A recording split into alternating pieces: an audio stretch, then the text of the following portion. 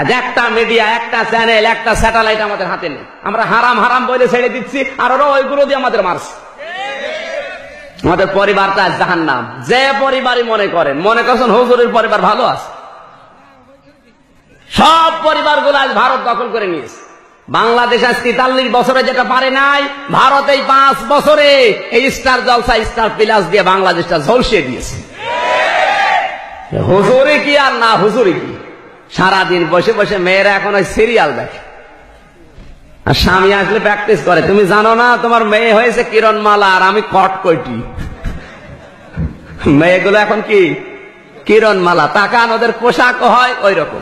বিশ্ববিদ্যালয় উন্মুক্ত জায়গা, আমি যদি এগুলো নাই জানি তো মানুষকে সতর্ক করবো কি দিয়ে? আমি যদি মসজিদের ভেতরে খানকায় বসে, আল্লাহ যেখানে আমাকে পাঠায়নি ওই সমস্ত জায়গায় বসে হো হো করে, আমার দায়িত্ব হবে? আল্লাহ পাঠিয়েছে জমিনে, জমিনে থাকা লাগবে, কি হচ্ছে ওইটা দেখো। আর জমিনের দিকে তাকান, সবগুলো জালেমদের হাতে। এই যে ইসলামিক ফাউন্ডেশনের যে ডিসি, কি নাম জানো? শামীম মোহাম্মদ আফজাল বললে গোনা হবে, ওর নাম মোহাম্মদ বললে কবিরা গোনা হবে। কুলাঙ্গার। ফেসবুক যারা ব্যবহার করে, ইন্টারনেট এখনই ঢোকেন, ইউটিউব আমার মোবাইলে আছে। এটা বাংলাদেশের চলচ্চিত্র জগতের নায়িকা পরিমণি, ওর নিজের ছোট মেয়ে। চিন্তা করেন তো ভাই, বাংলাদেশের ইসলামিক ফাউন্ডেশন, শেখ মুজিব ইসলামী ফাউন্ডেশন গঠন করেছিল জনগণের কাছে যেন কোরআন হাদিস পৌঁছিয়ে যায়, আর তার একটা মহাপরিচালকের মেয়ে বাংলাদেশের সিনেমা জগতের নায়িকা। আপনি কোন জায়গায় কি সুবহানাল্লাহ পড়ছেন? আপনি দোষ তো শামীম আফজালের না, দোষ আমাদের। কারণ আজ আমরা জমিনে নেই, কেউ খানকায়, কেউ মসজিদে, কেউ মাদ্রাসায়, কেউ দরবারে, আর ওরা জমিন ফাঁকা পেয়েছে, 180 মাইল বেগে চালাচ্ছে, মন মতো জমিন চালাচ্ছে আজ। এজন্য উল্টা পাল্টা বুঝবেন না, জমিনে থাকা লাগবে, নয়তো আপনার জীবন যৌবন আল্লাহ কবুল করবে না। আল্লাহ পাঠিয়েছে যে জায়গায়, ওই জায়গায় আস। ওরা বলে আমরা জমিনে নেই, আমরা খানকায়, কারণ জমিনে গেলেই মায়ের খাওয়া লাগে। একটা নবীর জীবন দেখান জমিনে এসে মায়ের না খেয়ে আপেল খেয়েছে দেখান।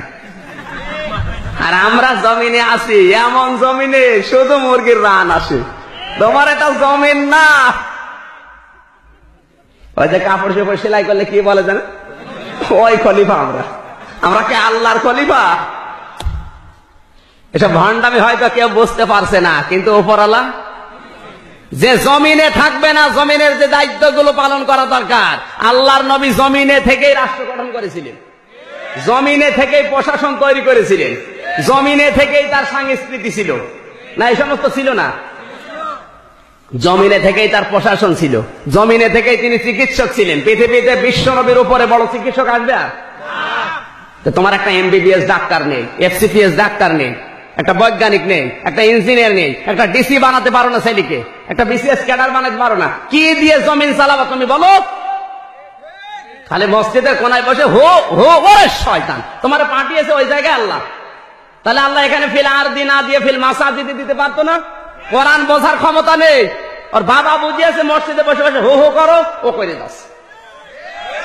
তাহলে আয়াতটা কেটে বাদ দিয়ে দেন। বারবার বলছি, কে বলেছে আপনার ছেলেকে হুজুর বানাতে হবে? কে বলেছে? নামের আগে মাওলানা মুফতি লিখে বড় হুজুর হয়ে বসে আছে। এদিকে জমিন চালাচ্ছে জালেমরা, প্রশাসনে একটা লোক আমাদের নেই, সব এখন জালেমদের হাতে। বিচার ব্যবস্থায় একটা হিন্দু বসে আছে। ঠিক বললেই হবে? ঠিক বলছেন কোন লজ্জায়? দোষ তো ওর না, দোষ আমাদের। BCS ক্যাডার হতে হলে SK সিনহা একজন BCS ক্যাডার, সে ঢাকা বিশ্ববিদ্যালয় থেকে অনার্স মাস্টার্স করা, আর আমরা তো ভার্সিটি বারান্দায় যেতে পারি না। ওই যে উনি একজন বলে ফেললেন হুজুর আপনি দেখেন, বাস্তবতায় আপনি না আসলে শুধু মসজিদের কোনায় বসে তসবি টেপবেন। কিছু হুজুর কিছু জানে না, হুজুর ভার্সিটির মাল, সব খবর হুজুর কাছে আছে। আজ আমাদের কিচ্ছু নেই হাতে, ফাঁকা জমিন নিয়ে বসে আছি, জালেমরা মন মতো চালিয়ে যাচ্ছে। যেখানে আল্লাহ পাঠিয়েছে ওই জায়গায় আসো, যদি না আসো খবর আছে। আপনি যাই মনে করেন, 23 নাম্বার পারা, 13 নাম্বার পৃষ্ঠা, 9 নাম্বার লাইনে, 4 নাম্বার রুকু, 26 নাম্বার আয়াতের প্রথম অংশে আল্লাহ দিয়েছেন।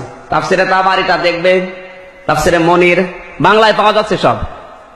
আমি গুলো থিওরি গুলো বলছে, এগুলো দেখে নেবেন কেন আল্লাহ জমিনে খলিফা করে আপনাকে পাঠালেন। আপনাকে ওই সমস্ত জায়গায় না পাঠিয়ে কেন পাঠিয়েছেন, এর কারণগুলো সুলাইমান নবীর নাম দিয়ে দিয়ে আল্লাহ জানিয়েছেন। ইয়া দাউদ, হে দাউদ, ইন্না জাআলনাকা খলিফাতান ফিল আরদ, তোমাকে আমি জমিনে পাঠালাম কি করে? খালি এক স্পষ্ট কথা, এর ভেতরে কোনো তো জড়তা নেই। এরপরও যে মানুষ বোঝে না কেন, আমার তো বুঝে আসে না। আল্লাহ যদি কোনো জড়তা শব্দ দিত তাহলে হয়তো আবার বলতে কষ্ট হতো। আল্লাহ দিয়েছেন ইন্না জাআলনাকা খলিফাতান ফিল আরদ, এর জন্য বা কারো কাছে ব্যাখ্যা শুনতে যাওয়া লাগে? এরপরও এখন আপনি করবেন না, গায়ে জ্বর আছে নাকি না কোন কারণ আছে বলেন না মেনে নেওয়ার? খালি এতটুকু কারণে আপনার শক্তি সামর্থ্য আছে, এখন আপনি পাওয়ারে আছেন, এই জন্য মানবেন না। আল্লাহ বলেন পাঠালাম তোমাকে জমিনে খলিফা করে, কি করবা? আঙ্গুল চুষবা? কি করবা? ফাহাকুম বাইনান নাসি বিল হক, মানুষের ভেতরে ন্যায় বিচার করবা। কি বিচার? কার ভেতরে? গরু ছাগলের ভেতরে? মানুষের ভেতরে। একটু বিবেকের কাছে প্রশ্ন করেন তো, মানুষের ভেতরে ন্যায় বিচার করার মতো কোন যোগ্যতা আমাদের হাতে আছে এখন? মারা গেলে কি জবাব